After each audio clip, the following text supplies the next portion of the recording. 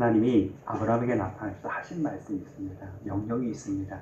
두 가지를 찾아보려 합니다. 첫째, 14절에 보면 너는 눈을 들어 너 있는 곳에서 북쪽과 남쪽 그리고 동쪽과 서쪽을 바라보라. 너는 눈을 들어 바라보라. 두 번째, 하나님이 아브라함에게 나타나셔서 하신 말씀이 있습니다. 17절, 너는 일어나 그 땅을 종과 행으로 두루 다녀보라. 내가 그것을 내게 주리라. 하나님이 2018년 새해를 시작하는 저와 여러분에게 나타나셔서 말씀하시기를, 첫째 14절 이렇게 말씀합니다. 너는 눈을 들어 바라보라. 두 번째 이렇게 말씀합니다. 너는 일어나 두루 다녀보라 라는 말씀입니다. 이 말씀에 의지하여서 나는 하나님이 내게 그렇게 명령하시고 2018년을 부탁하신다면 2018년을 시작하는 저와 여러분의 나는 이라는 제목을 통해서 몇 가지 기도의 제목을 찾아보려 합니다. 첫째, 너는 눈을 들어 어떡하라? 바라보라 라고 말씀합니다. 나는 눈을 들어 바라봐야 됩니다. 그것이 하나님 2018년을 시작하는 저와 여러분에게 향하신 뜻이고 우리가 해야 될 하나님의 말씀 앞에 순종해야 될 첫 번째 은혜입니다. 눈을 들어 바라보라. 동서남북을 바라보라. 한 어린아이가 밤하늘을 바라보고 있었습니다. 아버지가 조용히 다가와서 물었습니다. 무엇을 바라보고 있느냐라고 묻자 아이가 대답합니다. 달을 바라보고 있습니다. 아버지가 다시 묻습니다. 왜 그렇게 달을 바라보고 있느냐? 아이가 대답합니다. 아버지, 언젠가는 제가 저 달나라에 가보고 싶습니다. 라고 대답하니 아버지가 하는 말씀이, 아들아, 너는 충분히 할 수 있을 거야. 지금 가진 이 꿈을 잃지 말고 끝까지 기도하면서 나아간다면 너는 능히 달나라를 가고 말 거야 라고 위로해주고 격려해 주었습니다. 아버지 그 말은 아이에게 확신이 되었습니다. 꿈꾸는 달나라에 대한 그 꿈을 포기하지 않고 믿음 안에서, 신앙 안에서 달나라를 가기를 소원하며 성장했습니다. 30년이 지났습니다. 이 아이가 달나라에 갈 수 있었습니다. 그 아이의 이름이 바로 제임스 어원입니다. 달나라에 다녀와서 남긴 한마디가 전 세계를 감동시켰습니다. 이렇게 고백했으면, 내가 달나라에 도착하자마자 맨 처음 느낀 것은 하나님의 창조하신 세계입니다. 그리고 하나님의 영광스러운 임재입니다 라고 고백했습니다. 이거는 하나님의 창조라고, 그리고 그 우주 만물을 통한 하나님의 임재를 느꼈다고 고백했습니다. 유튜브에 나온 한 영상을 보게 되었는데요. 푸른 바닷가 잔디밭에 누워있는 그런 여성입니다. 그런데 점점 앵글이 하늘을 향하면서 그 여인이 작아집니다. 어느새 바닷가 전체가 다 보이고 그 해안가 도시가 다 보이고 미국이라는 그 나라가 다 보이게 되어지고 지구가 다 보이게 되어지고 결국 그 점점 커지는 그 시선으로 바라보는 세계는 상상도 못할 세계라는 것을, 내가 얼마나 작고 작은 사람이라는 것을 알게 되어지는 점점 상상도 못할, 꿈도 꾸지 못할 운하의 세계에 이르기까지 점점 그 앵글이 높이 올라가는 그런 영상입니다. 아, 이런 세계가 있구나.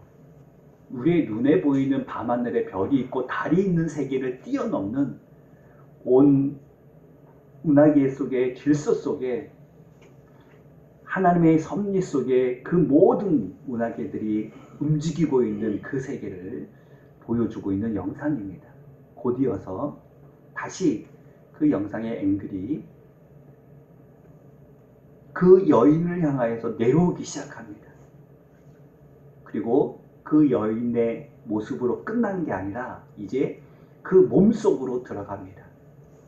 사람이 야, 이렇게 신비한가 싶을 정도로 결국 그 작고 작은 그 사람을 이루는 작은 원소에 이르기까지 앵글이 가게 되어지는 그런 영상입니다.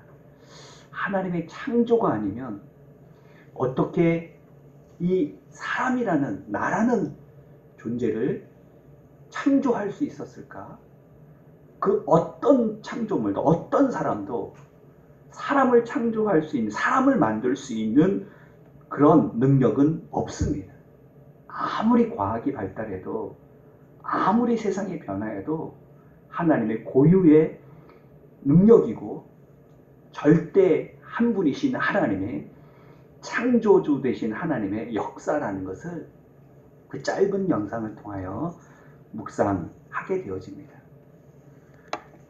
한 아이가 밤하늘을 바라보면서 달을 바라보면서 그 꿈을 향하여 30년을 간직하며 마침내 하나님의 임재하심을 찬양했던 것처럼 2018년 사방을 다 바라보십시오. 다시 말하면 꿈을 꾸십시오. 그 꿈은 반드시 하나님 안에서 성취되어지는 놀라운 역사와 은혜가 임하게 되어질 줄 믿습니다. 아멘.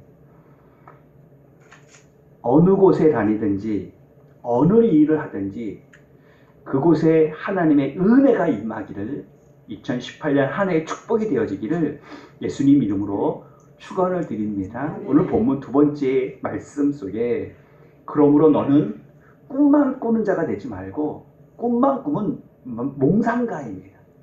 그냥 꿈속에서야 못할 게 뭐 있겠습니까? 근데 그 꿈만 꾼다면 그 꿈을 향한 도전이 없다면 그 꿈을 향한 행함이 없다면 그 꿈은 헛된 세상의 개꿈이라는 꿈이 되고 말 겁니다. 두 번째 하나님이 우리에게 명령하는 명령이 있습니다. 내가 여호와를 위하여 해야 될 일이 있습니다. 그러므로 일어나라.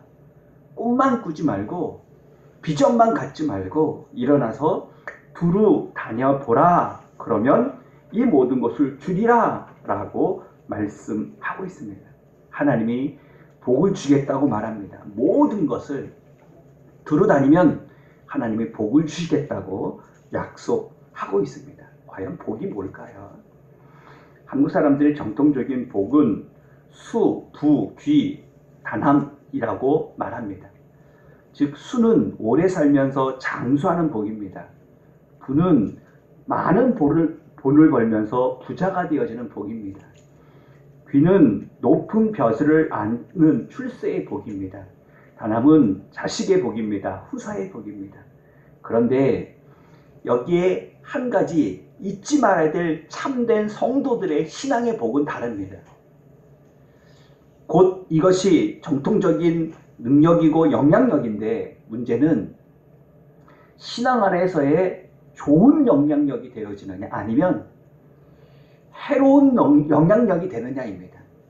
하나님이 은혜로 주셨는데 수를 얻고 부를 얻고 귀를 얻고 자식을 얻었는데 그런데 그것을 통하여 내게 능력이 되어지는데 그 능력이 그 영향력이 하나님의 영광이 되어지는 영향력이 아니라면 주변 사람들을 힘들게 하는 거라면 그것이 어떻게 복이라 하겠습니까? 타인에게 무익한 거라면 어떻게 복이라 하겠습니까? 능력 또한 복이 아닙니다. 수 또한 부 또한 귀 또한 자식 또한 하나님의 복이 아닙니다. 자기 혼자만 누리는 복이 어떻게 복이라 하겠습니까? 그것은 욕심입니다. 이기입니다. 성경이 말하는 신앙의 복은 그렇지 않습니다. 타인에게 유익이 되어지고 그것이 능력이 되어지는 복, 곧 하나님의 내게 주신 그 복을 통하여 주변의 많은 사람이 그 복을 누릴 수 있는 자. 그래서 성경은 복받아라가 아니라 복의 근원이 되라 라고 말씀하고 있는 겁니다. 요셉이 보디발의 집에 종살이 할 때에 하나님이 함께함을 통하여서 복주심을 통하여 보디발의 집에 엄청난 복이 임했습니다. 요셉이 감옥에 종살이 할 때에 하나님이 요셉과 함께함을 통하여 감옥에 임한 모든 이들 속에 하나님의 은혜가 임했습니다. 요셉이 애굽의 총리해야 할 때 그 애굽의 나라에 하나님의 놀라운 엄청난 복이 임했습니다. 요셉 때문에가 아니라 요셉과 함께 하시는 하나님 때문에 요셉을 통하여입니다. 복의 근원이 되어 하나님의 사람이 은혜 가운데 복받음에 그 복이 감옥에 있는 모든 죄수들에게, 애굽이란 이방 나라의 모든 사람들에게, 보디발의 온 식구들에게 은혜가 되고 복이 될 수 있었던 것처럼 성읍에서도 복을 받고 교회를 말합니다. 들에서도 복을 받고 사회를 말합니다. 내 몸의 소생에 가족의 복을 말합니다. 토지 소산의 집과 물질을 말합니다. 내가 들어가도 복을 받고 내가 나가도 복을 받을 것이다 라고 말씀하신 신명기 28장의 말씀처럼 하나님 안에서 믿음을 가지고 꿈꾸고 그런 복을 소망하면서 이제 일어나 두루 다니면 종과 행어로 행하면 하는 일마다 하나님의 복 주심을 통하여 하나님의 그 복이 나와 함께하는 모든 이들에게 함께 누리는 복이 되어줄 줄 믿습니다. 그 복을 받으라 라고 말하고 있습니다.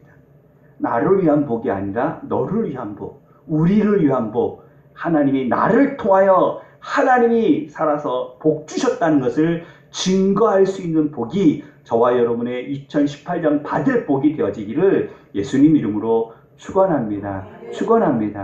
아멘. 한 사람을 통해서, 요셉을 통해서 한 민족이 한 가족이 일어날 수 있었던, 즉 부흥의 시작점이, 출발점이 되었던 것처럼 저와 여러분이라는 한 사람은 작고 작은 한 사람이지만 할 수 있는 것이 참 적을 수밖에 없는 한 사람이지만 요셉 한 사람 때문에 그의 가족 70명이 구원받았다고 그랬습니다. 요셉 한 사람 때문에 애굽의 200만이라는 백성이 하나님 안에서 구원받았다고 그랬습니다. 에스더 한 사람 때문에 이스라엘 백성이 하만의 술수와 함정에 의하여 민족적인 절멸의 상태 속에서 구원받았다고 말하고 있습니다. 여러분, 믿음의 성도 한 사람 한 사람의 직장 때문에, 사업장 때문에, 가게 때문에, 여러분 한 사람 때문에 거미줄이 늘어나는 것처럼, 티끌이 많아지는 것처럼 여러분을 통하여 역사하신 하나님 때문에 흥황케 되고 부흥케 되는 열매들이 맺게 되어지기를 예수님 이름으로 축원합니다. 광음교회도 여러분 한 사람 때문에, 여러분을 통하여서 티끌과 같이 오늘 본문에 말씀하고 있는 것처럼 부흥이라는 차고 넘치는 열매가 임하기를 예수님 이름으로 축원합니다. 주여 나를 통하여 내가 라는 기도의 제목을 가지고, 말씀의 제목을 가지고 이 말씀의 도전을 받고 있는 저와 여러분, 나를 통하여, 나는 꿈을 꾸고 나는 비전을 가지고 나는 그 비전과 꿈을 이루기 위하여 이제 일어나 두루 다니게 되어질 때 하나님의 그 복을 주실 때 이와 같은 역사가 일어나게 되어줄 줄 믿습니다. 그러므로 기도해야 됩니다. 주여 나를 쓰시옵소서. 내가 하겠나이다. 그 꿈이 먼저 있어야 됩니다. 교회의 부흥에 대한 꿈,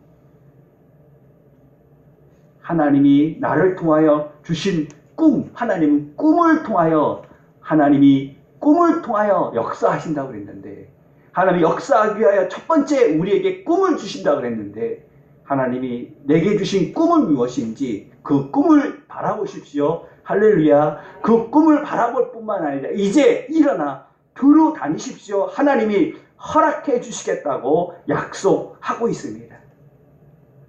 숙명여대의 장설자 초대 총장인 임숙세라는 여인입니다. 믿음이 좋은 처녀였는데 17살에 시집을 갔습니다. 그런데 19살에 과부가 되었습니다. 사람들은 조롱합니다. 비웃습니다. 팔자도 더럽게 태어났다고, 꽃도 못 피고 지고 말았다고, 19살인데 과부되었다고 꽃도 못 핀 인생이라고 손가락질합니다. 시골에서 서울로 상경하여서 신고살이를 시작합니다. 열심히 일할 테니 공부 좀 시켜달라고 간청합니다. 일하는데 지장받지 않고 더 열심히 일할 테니 공부를 시켜달라고 부탁을 하여 신고살이 하면서 공부를 시작을 했습니다. 이화여고를 졸업하는 때에 1등으로 졸업을 했습니다. 일본으로 유학을 가게 되었습니다. 미국 후에 장학서 일하다가 해방과 함께 숙명여자대학교를 세웠습니다. 자신의 형편을 극복한 인물에 나오는 그런 임숙재라는 상명여대 총장, 초대 총장의 이야기입니다. 인생만 비관하고 처지만 한탄했다면 숙명여대를 통한 배출되어지는 수많은 한국 근대화 여성 운동의 그런 인재들을 배출하지 못했을 겁니다. 한낱 과부임에도 불구하고 한낱 신복살이하는 사람임에도 불구하고 꿈을 꾸고 그 꿈을 이루기 위하여 최선을 다하여 살아갔던 한 여인은 이 한국의 여성운동의 선구자가 될 수 있었던 겁니다. 그가 바로 한 사람, 그 한 사람의 복의 근원이 되어지는 선한 교육계의 역사였고 영향력이었습니다. 저와 여러분에게도 이런 영향력이 있을 수 있도록 하나님 앞에 꿈을 꾸십시오. 바라보십시오. 그리고 이제 일어나 두루 다니십시오. 하나님이 그 꿈을 이룰 수 있도록 허락해 주실 줄 믿습니다. 아멘. 여기서 우리가 오해하지 말아야 될 한 가지는 내가 노력함으로, 내가 애씀으로, 내가 기발한 지혜가 있음으로 이루어지는 것은 절대 아닙니다. 하나님의 절대적인, 하나님의 무조건적인 은혜입니다. 믿으시면 아멘. 그래서 마지막 결론의 말씀을 이렇게 말하고 있습니다. 너는 눈을 들어 바라보라. 너는 일어나 두루 다녀보라. 내게 주리라. 18절. 이에 아브라함이 장막을 옮겨 헤브론에 있는 마므레 상수리 숲에 이르러 거주하면서 거기서 다 같이 여호와를 위하여 제단을 쌓았더라 라고 말합니다. 그래서 기도의 제목을, 오늘 말씀의 제목을 나는 여호와를 위하여 라고 잡았습니다. 그렇다면 그 결론의 단어는 이렇습니다. 예배를 드렸도다. 감사를 드렸도다. 여호와를 위하여 라고 말씀합니다. 하나님께로부터 받은 축복이라면, 하나님께로 받은 은혜라면, 내 노력으로 되어진 것이 아니라 하나님의 무조건적인 은혜라면 당연히 하나님 앞에 예배하고 감사해야 되지 않겠습니까? 하나님이 제일 기뻐하신 일이 예배 받으시는 거라고, 찬양 받으시는 거라 하셨는데 당연히 주님 앞에 예배하고 찬양하는 2018년에 저와 여러분의 신앙의 삶이 되어지기를 예수님 이름으로 축원합니다. 교회는 예배하는 곳입니다.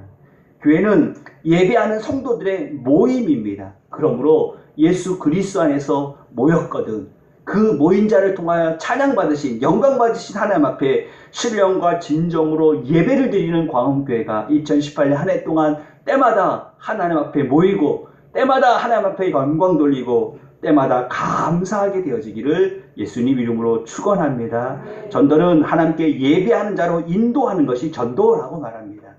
교회에 앉혀놓는 것이 전도가 아니라 예수 그리스도를 알게 되고 믿게 되어지고 찬양하게 되고 하나님의 은혜 앞에 감사하게 되어지는 것, 그것이 바로 전도요, 전도의 열매라고 말하고 있습니다.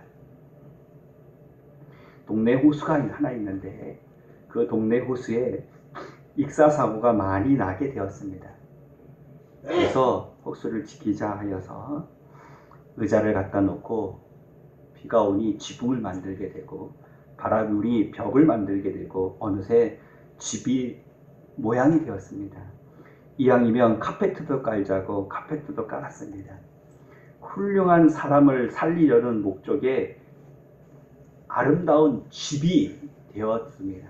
집이 완성하게 되었습니다. 그런데 사람을 살리고 보니 이 집에서 토하고 오줌 싸고 똥 싸고 집을 더럽히는 겁니다. 사람이 사니 그럴 수밖에 없겠죠. 사람이 사니 그런 또 후유증들도 생기겠죠.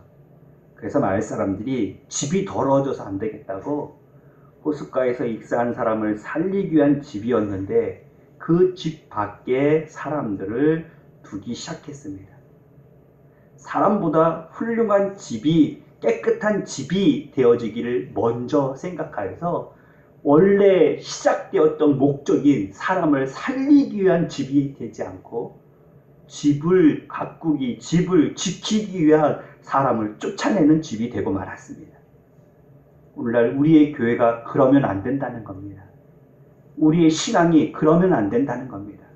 사람을 살리기 위하여 하나님이 나를 먼저 예수 믿게 하고 우리들을 교회라는 아름다운 광음의 이름으로 모이게 했는데 하나님의 사람들을 한 사람이라도 더 건져 살리기 위하여 교회를 가꾸고 교회를 꾸미고 신앙생활을 진력하는데 어느새 주객이 전도되어져서 건물을 지키기 위해서 나를 지키기 위해서 사랑하는 건짐을 받은 영혼들, 아직도 기력이 없는 영혼들, 아직도 정신 차리지 못하는 영혼들을 집 밖으로 쫓아내버린다면 어떻게 하나님의 영광이 되어지고 하나님의 기쁨이 될 수 있겠습니까?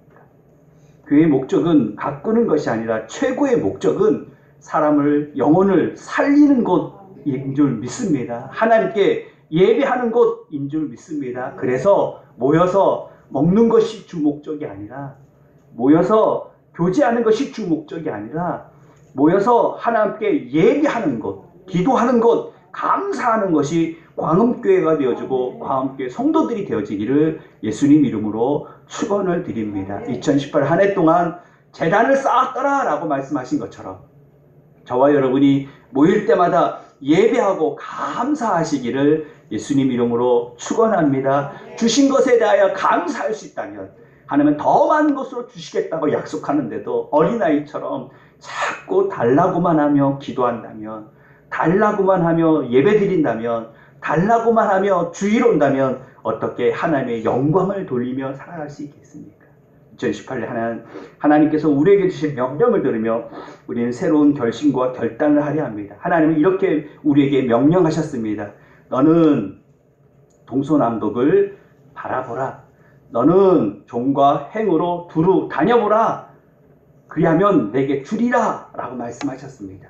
우리 이렇게 결단합시다. 이렇게 서원합시다. 이렇게 하나님 앞에 주님이 주신 복음을 들고 기도합시다. 나는 여호와를 위하여 이제 동서남북을 바라보리라. 여호와를 위하여 꿈꾸리라.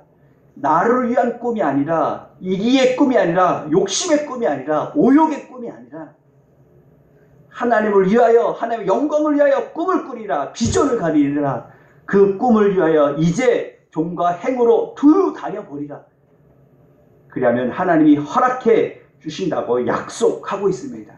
주님이 주신 이 은혜를 가지고 날마다 모일 때마다 예배하고 감사하고 제단을 쌓을 수 있는 2018년 한 해가 되어지기를 예수님 이름으로 축원합니다. 축원합니다. 아멘.